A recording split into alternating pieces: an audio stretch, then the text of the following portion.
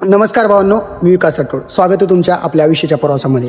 जसं काल घरच्यांना कळालं की बाबा आम्ही पत्ते वगैरे खेळतो, त्यावेळेस घरच्यांनी आम्हाला तिथून धरून आणलं आणि आणल्याच्या नंतर मित्र त्याच्या घरी गेला. पण मला माझ्या वडिलांनी सांगितलं, तुला शिक्षणासाठी एवढा पैसा खर्च केला, तुझ्यासाठी आम्ही किती स्वप्न पाहिले की बाबा तू नोकरी लागशील, काहीतरी करशील, काहीतरी मोठं करशील आणि तू हुशार पण आहे शाळेत, मग तू हे असे नाद वगैरे का करतोस. हे असं बोलू बोलू माझ्या वडिलांनी मला मोखार मारलं.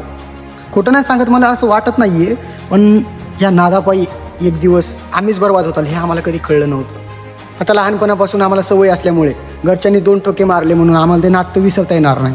सो आम्ही दुसऱ्या दिवशी परत पत्ते खेळायला गेलो आणि पत्ते खेळायला गेल्यानंतर आमच्याकडे काही 2-3 हजार 4-5 हजार जे काही असायचे ते त्या दिवशी आम्ही पत्त्यावर घातले फायनली पैसे गेले.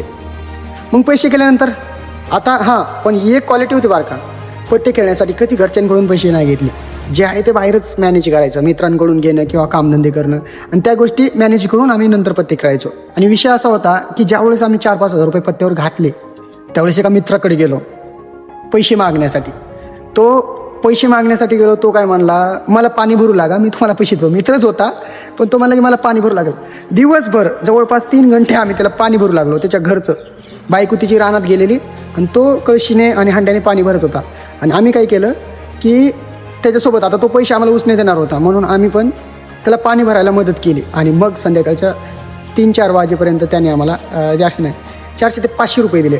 आणि त्या 500 रुपयावर आम्ही दोघांनी मित्रांनी एक चिटिंग करून, तो दुसऱ्या मागं बसणार, मी अलीकडे खेळणार आणि तो मागून मला जोकरा वगैरे सांगणार, अशा काही गोष्टी टिप्स वगैरे करून आम्ही आमचे पैसे परत आणले. पण मग ज्याच्याकडून पैसे उसने घेतले त्याला परत दिले.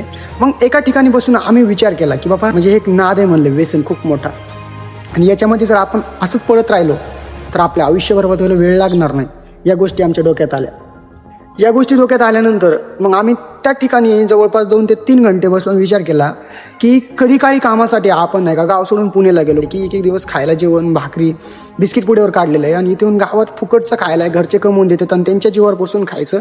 आणि याच्यामुळं आपण खूप मोकार झालो आहे म्हणलं, आपल्याला याची किंमत राहिली नाही. अरे आईवडिलांनी लहानपणापासून आपल्याला एवढं शिक्षणाला पैसा पुरवला आणि त्या गोष्टीचं भान न ठेवता आपण आपल्या नादात फक्त दिवसभर पत्ते खेळत आहोत, दुपारी सुद्धा जेवायला घरी जात नाही.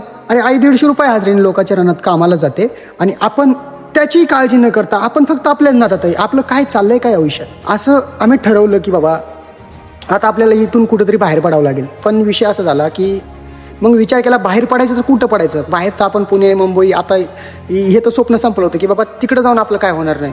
मग आम्ही गावा साईडलाच कुठेतरी जॉब शोधायचा प्रयत्न केला. सो आमच्या गावून माजलगाव